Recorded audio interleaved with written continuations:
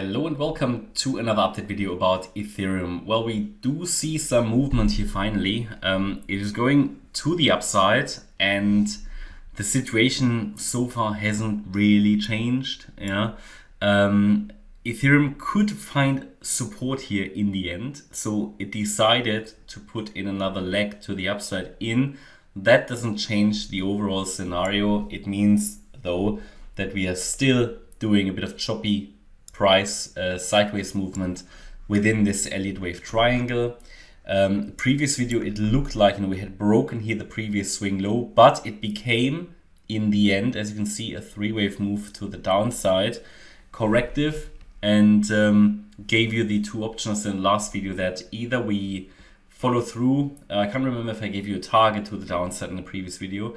Certainly communicated that on Discord and Telegram, something that the downside move would have needed to reach basically in order to follow through. It didn't reach it. Yeah, it basically stopped halfway, turned around, still remains in the triangle. So it became here, or it followed the other option, which was a higher E wave.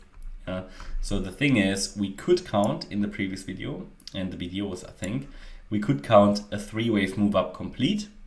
Now the option here was, we needed to be watching, because from here it could have come down in 5 waves. It didn't. It instead decided to put another 3-wave move down in and now follows through to the upside. And at the moment, I would count that still as an E wave. Yeah, it now actually has an even better look. It has an even better look. Looking at the entire triangle, looks pretty nice, and it even touched the trend line. And I just need to double check, because yesterday we talked about a key target for the E wave. I can't remember what it was, but let's check it. It's a 61.8 extension of the C wave. And that was, oh yeah, 1603 that was. So we've basically reached that, did go a little bit above it. So it's now fulfilled even not only the minimum requirements for an E wave, but actually has filled it out very nicely. Now this is now the moment where the moment of truth comes, another attempt at least, because we are still in the triangle, we are still below the trend line, but what now needs to happen is to break the range, to break the range to the upside. First indication it is going to break the range would be a move above the C wave high at 1941. That's always only an indication, because it's not enough to consider the triangle broken. It would only be an indication, because until we break out above 1963, the triangle can always extend. Just an example, what could happen is, okay, we take out that C wave high, we do something like that, we take it out, everybody gets bullish. No, because the triangle can always extend. It can then just do this and this and this. That means what we would do in a case where only the C wave high is broken, but not the A wave high, is we're just moving the C wave across, because the triangle has then just been extended. No change, it's just an extension, just more sideways movement. But the overall triangle count would still suggest a break to the downside. But again, eventually, right? So either directly from this triangle, a breakout to the downside after the E wave is complete, because again, a triangle has 5 waves, A, B, C, D, E. This is now a very full triangle, but as I explained in the previous video, it can always extend such a triangle until we have a breakout of the range.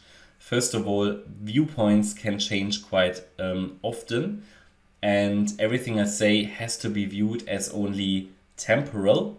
The reason is because we are in a range, we are in a triangle, and as long as we don't have a breakout, the situation basically is unchanged. It's a bit of up and down in there. There's no way of saying, okay, now it's going to break. But when a triangle is full, and it is full now, we have to be watching. Now again, they can always extend out, right? So what would be the alternative? So ideally, we break to the downside. That would just be the follow through of this wave count. And then we would say, okay, the B wave unfolded as a triangle. It looks like a pretty clear triangle to me. And we could then break down in the C wave. That's still the primary.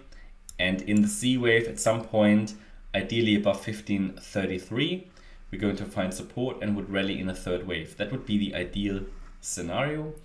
In an alternative, we get a high B wave. So the B wave is then not a triangle, it's just a little higher, and it would just be a normal WXY pattern.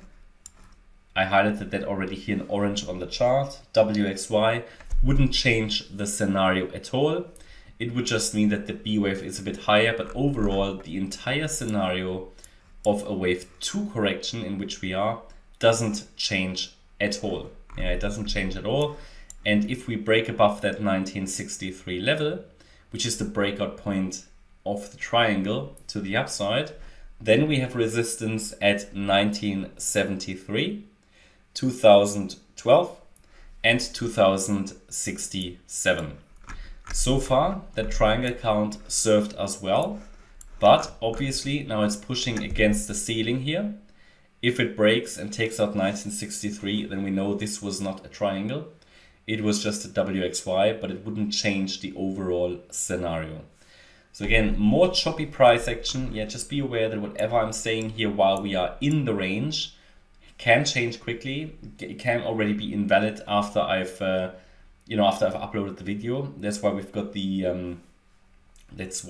the Telegram and Discord channel as well for channel members, especially with signals where I can react a bit more quickly. Unless I'm sleeping, sometimes I have to. But yeah, this is now at the top here of the trend line, and it's an ideal time to turn around. If it breaks, 1963 will be key resistance.